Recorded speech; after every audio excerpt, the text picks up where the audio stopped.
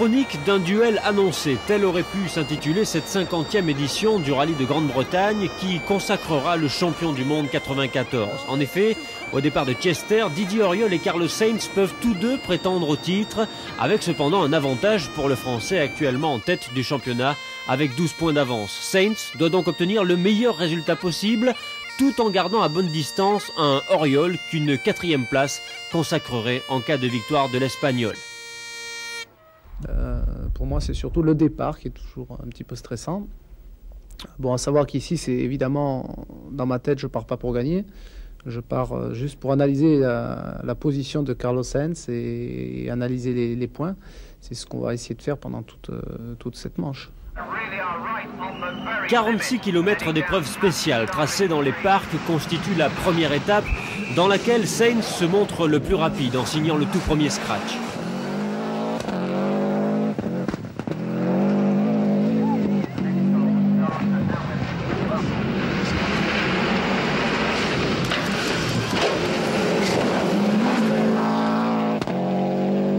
Mais la réponse de Didier ne se fait pas attendre. Auteur du deuxième scratch, le pilote français nous laisse présager un de ces duels franco-espagnols qui ont habité le championnat toute cette saison.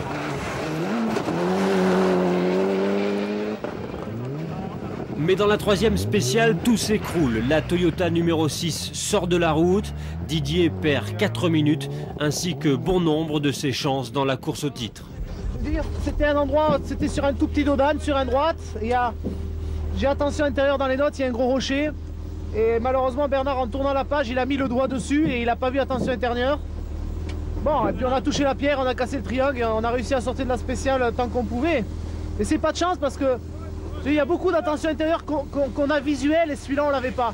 Mais bon, c'est la vie, c'est comme ça. On verra demain. Plus de chance pour l'Espagnol qui à l'entrée d'un gué casse le radiateur d'eau ainsi que la direction assistée, mais les mécanos interviennent à la sortie de la spéciale et la Subaru peut repartir sans perte de temps. Entre Carlos et Didier, les cœurs balancent, mais pas pour les spectateurs anglais qui, ici, n'ont Dieu que pour Colin McRae. Auteur d'un temps canon dans la spéciale de Chatsworth, l'enfant du pays prend alors la tête du rallye. A noter la présence d'une troisième Subaru aux mains d'un autre anglais, Richard Burns.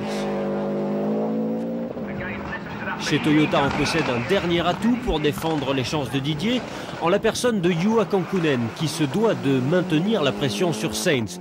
Au volant de la nouvelle Celica, le Finlandais signe d'ailleurs le scratch de la 5e spéciale. Les Toyota, elles aussi, se comptent au nombre de 3, avec ici le Japonais Fujimoto. Le constructeur le mieux représenté sur les routes de ce RAC est incontestablement Ford, avec pas moins de 6 voitures engagées. Celle de François Delcourt tout d'abord, auteur de débuts prometteurs. Celle de Miki Biasion ensuite, qui après sa bonne prestation italienne, réalise ici un début de course plutôt mitigé.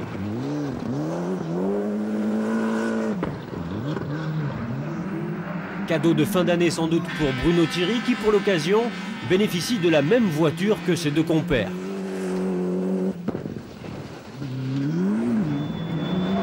A noter le retour ponctuel de Stig Blomqvist en championnat du monde, fraîchement couronné du titre national suédois.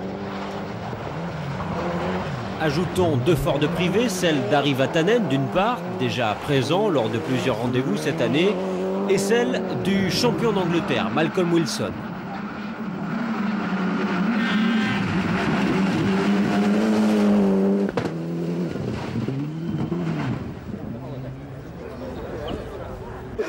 Pour le plus grand bonheur des spectateurs anglais, c'est McRae qui termine cette première étape en tête.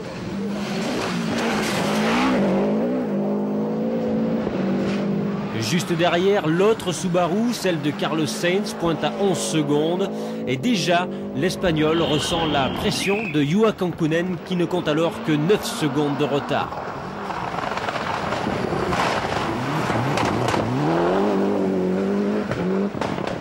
Décidément, ce rallye débute mal pour les Français, puisqu'en fin d'étape, François Delecourt est mis hors course après avoir coupé une épreuve lors d'une sortie de route. Le pilote plaide non coupable et prétend ne pas avoir retrouvé le chemin de la spéciale après sa visite du bas-côté. Mais les réclamations sont vaines et la direction de course implacable. L'autre Français, Didier Auriol, pointe le soir à la 32e place. L'atmosphère est plutôt à la morosité, mais l'équipage conserve tout de même un petit espoir. Le but, demain, on va continuer à rouler le plus vite possible pour essayer de remonter une fois de plus. Ce ne sera pas facile, mais bon, il faut le prendre comme ça et demain, rattaquer, rien n'est perdu. C'est sûr que tant que la course n'est pas finie, rien n'est perdu. Au commencement de la deuxième étape, dans la forêt de Kildare, Sainz part à la faute. Sur un freinage ultra glissant, la Subaru parvient tout de même à repartir, mais l'Espagnol laisse ici près de 20 secondes.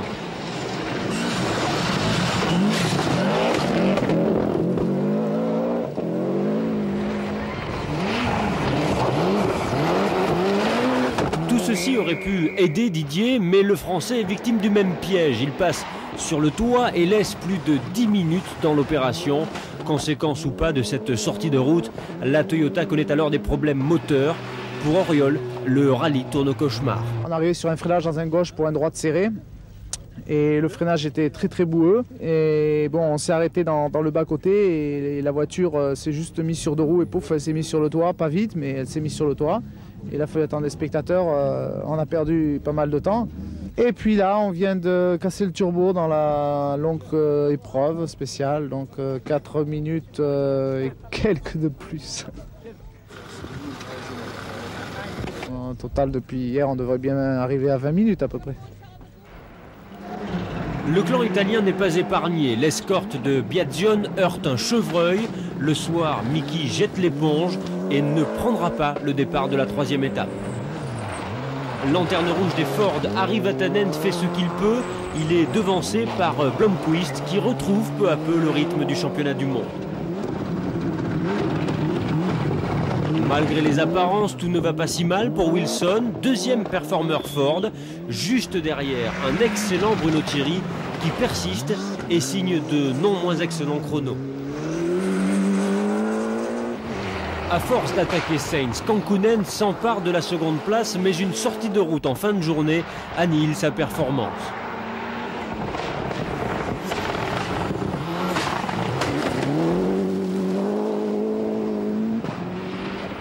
Cette deuxième position réconforte Carlos, mais ne soulage pas la très forte pression qu'il subit depuis le début.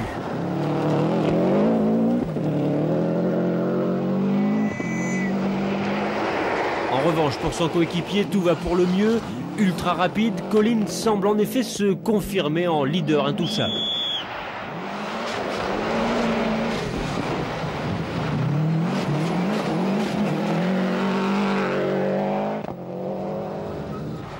Mais à l'assistance Subaru, les commentaires vont bon train. Il est question que Colin McRae laisse la victoire à Carlos Sainz au cas où Kankkunen se retire et fasse grimper Auriol à une 7e place qui lui offrirait le titre. Juha and Colin, of course, they are driving very fast. They have nothing to lose. They are taking quite a lot of risk. And if they have a problem, for them is nothing happen. But for me, if I make a mistake, it's the championship. I'm afraid, of course, because the speed is not slow, and to be in front of you is not easy. Thank you. Jesus Pourras est sacré champion du monde groupe N. Il termine ce rack en 4e position devant Isolde Holderried qui remporte quant à elle la Coupe des Dames. C'est Johnny Milner, un local, qui remporte le groupe N de cette 50e édition au volant d'une Ford Escort. C'est aussi une Escort qui s'impose en classe 2 litres. Elle est pilotée par Gwendaf Evans. De retour en traction sur une Nissan et après une belle bagarre, Mäkinen reprend de justesse la 2e place à Grégoire de Mévius qui lui offre le titre constructeur à Opel. A noter l'abandon d'Alistair McRae sur problèmes électriques.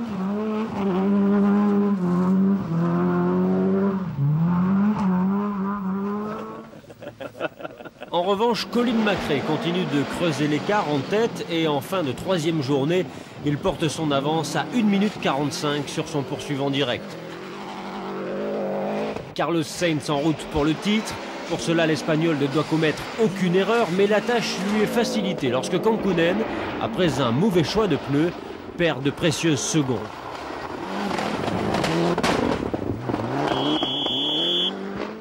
Quant à Didier, au soir de cette avant-dernière étape, il pointe à la 9e place et n'attend désormais plus qu'un coup de pouce du destin.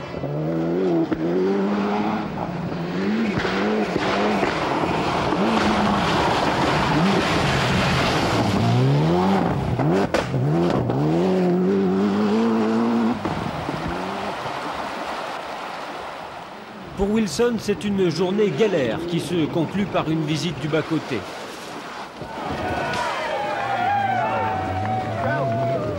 Malgré la bonne volonté des spectateurs, l'Anglais perd ici beaucoup de temps et ceci permet à Harri Vatanen de pointer le bout de son nez.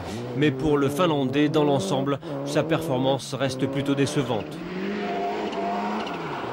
Stig Blomqvist, auteur d'une bonne fin de rallye, se voit récompensé d'une 4e place. Derrière, une autre escorte, celle de Bruno Thierry. Le Belge monte donc sur la 3e marche du podium, justifiant du même coup la confiance de Ford Motorsport. Au matin du 4e jour, Didier cache mal une certaine déception. Non, moi j'ai plus les cartes en main là maintenant, j'ai plus qu'à attendre. En rallye, on sait que rien n'est jamais fini de toute manière, hein, et donc tout peut arriver en sachant que maintenant les chances sont très minimes, très réduites.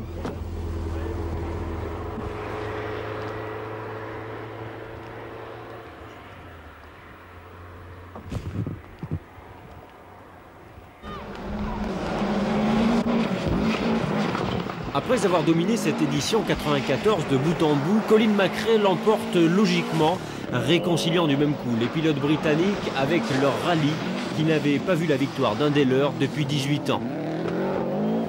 Fair play oblige, les spectateurs, heureux, attendent tout de même le passage de l'autre Subaru, mais coup de théâtre, c'est la Toyota de Kankkunen qui surgit. Quelques minutes plus tard, la rumeur se fait réalité, l'Espagnol est sorti de la route.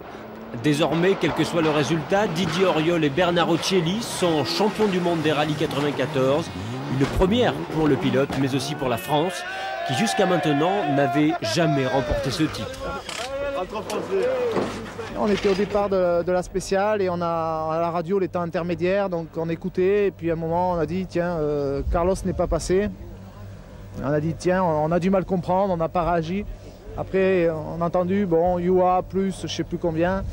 Et après, on a re-entendu une autre voix, on dit Carlos n'est toujours pas passé. On a dit, alors on se dit, attends, c'est pas possible ce qui se passe là. On ne réagissait pas trop. Et puis ensuite, l'organisation nous a dit au départ de la spéciale, Carlos est sorti de la route.